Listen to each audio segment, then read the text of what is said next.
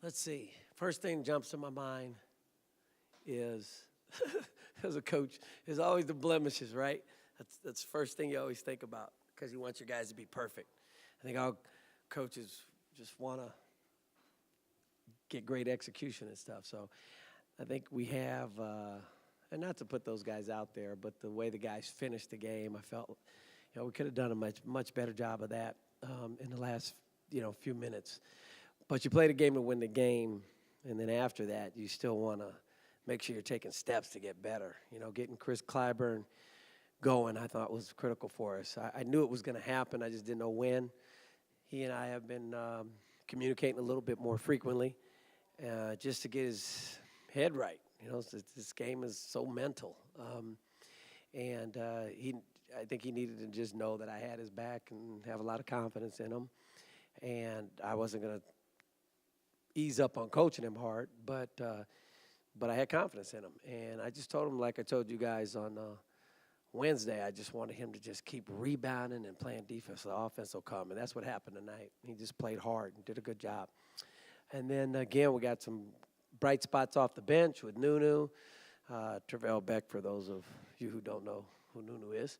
And he practiced hard, and he gave some good days in practice. Nunu thinks he's a gamer. I told him, well, if you're not a practicer, you won't be a gamer because you won't get in the game. So he took that to heart and really stepped it up in practice. And as a result, I gave him a few extra minutes, and then he performed, and that's the name of the game, right? You perform, and then you play more. But that was his night tonight, and Chris's night tonight. So tomorrow it could be somebody else's, and that's the luxury of having the depth that we have this year. But it's 3 games. They're all at home, so let's keep it in perspective. This was a very good win, though.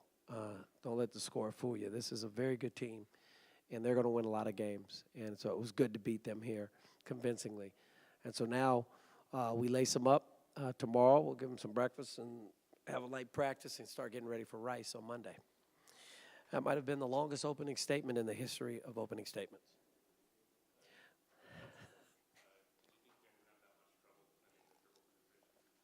Well, it was by design. We knew that.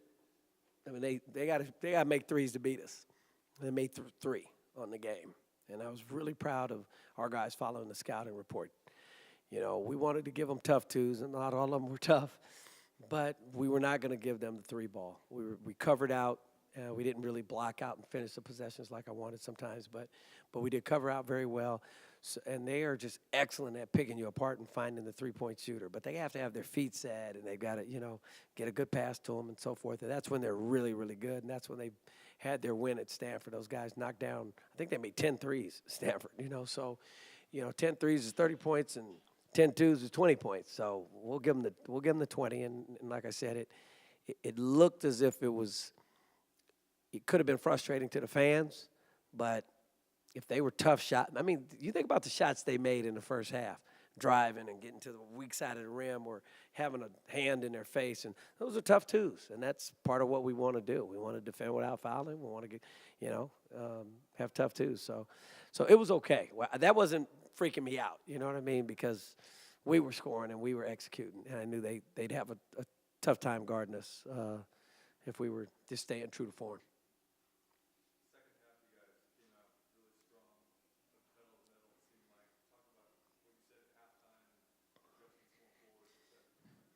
Well, I engage their own intellect a lot, at halftimes. I want to make sure that, I implore them to say, hey, okay, tell me what you see. So we talk about defense first, then we talk about offense, and then we talk about what the coaches had met on prior to that, and we interweave the lessons at halftime. I won't go into all the details, but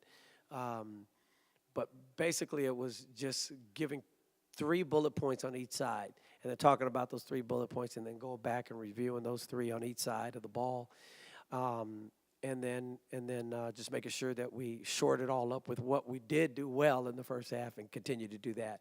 I think we gave up 1 3 in the first half, 1 or 2, maybe 2. So yeah, it was 2 threes in the first half. So we talked about how what they did well also, because you also want to reinforce what's working, right? And so, that was pretty much it.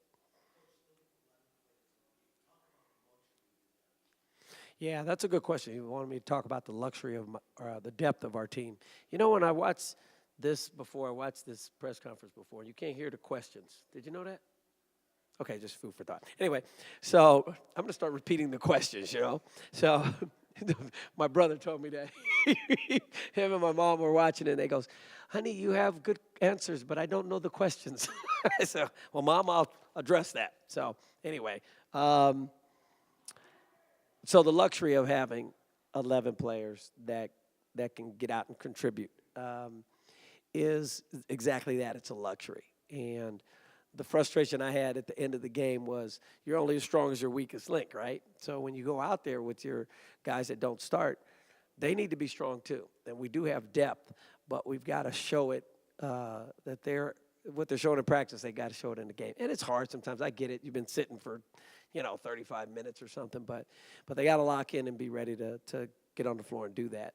We didn't have that luxury in the past. We have it now, so we'll try to utilize it, especially with the pace of play, both offensively and defensively. Guys that are out on the floor we have a rule. If you pull yourself out, then you can go back in when you're ready. If I pull you out, then you go back in when I put you back in. So in other words, if you go as hard as you can and you need a blow, then you literally control your own substitution back in. And I think that gives us the type of energy and work that we need. And it always ends up working out where you get a little deeper into the bench when you do that. What do I tell Jordan after a game like that? Notice the smooth. Let's see. Jordan is a feisty little guy, and he was upset. But it ain't about Jordan. It's about the team. It's about the Rebels and the running Rebels. And so we need to make sure that guys understand everybody's not going to have a great game every game. That goes back to the luxury of 11 guys. I don't care. They're just 11. I have 11 sons that are playing right now. And I don't care which son, has a bad game, as long as the rest of the sons bring home a W to the university, to the community, to the athletic department. You know what I'm saying? That's all that really matters. So, okay, yeah, you had a bad game. Okay, we'll go figure out, why did you call the fouls? What did you do? Did you not work early? Did you get up the line? Did you really grab them? As you go watch the film, were those 5 good calls or were they bad calls? If they were bad calls, you can't control that, right? If they were good calls, how do you fix it?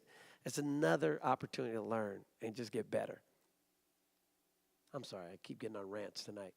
You notice I do that when we win, right? Yeah. Yeah, on losses, I'm out of here pretty quick.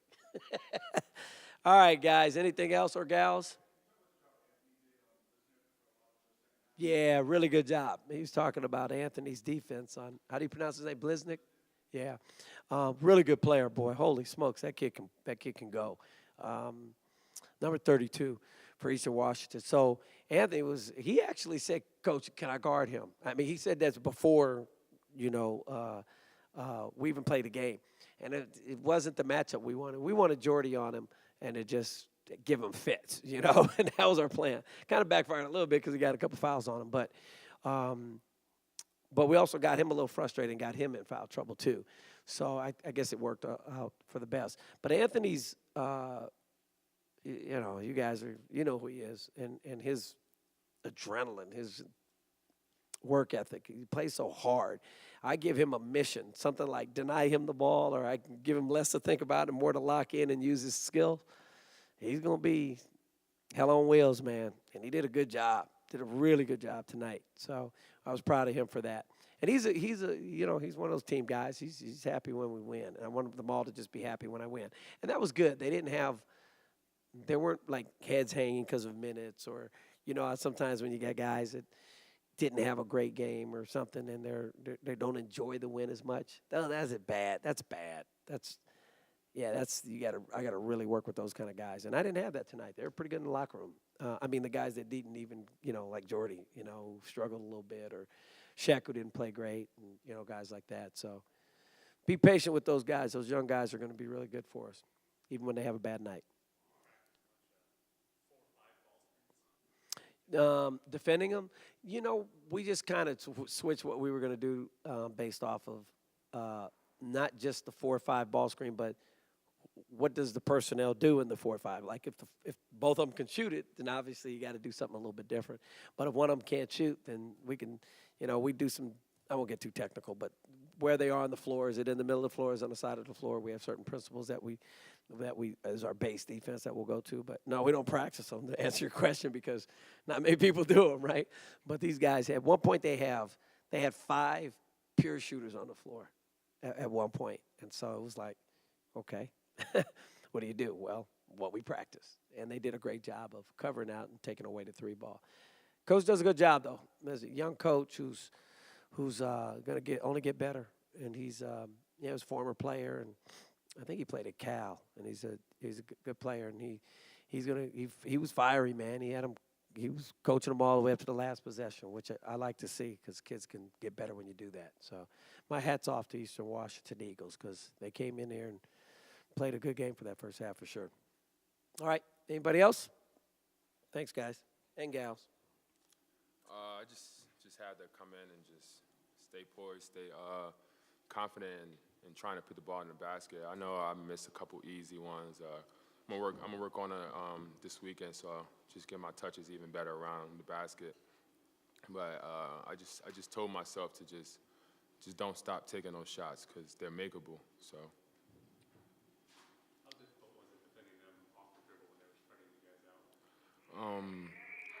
They was honestly more aggressive than we expected. Not to downplay them at all. We just thought they was gonna come in and shoot a lot of threes, because that's what they was known for.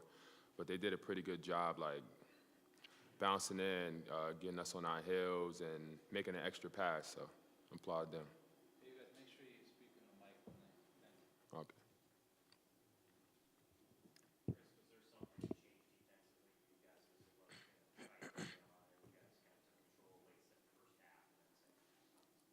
It was just stopping their penetration. The first half they was getting a lot of easy layups, so we were just focused on making them take tough twos, and that was our game plan. And then for you, offensively, for you break down game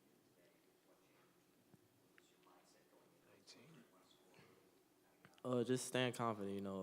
Just letting the game come to me. I talked with all the coaching staff, and it was just helping me stay confident throughout the process. And I had a couple bad games, but it was just about me getting focused and staying confident the whole time.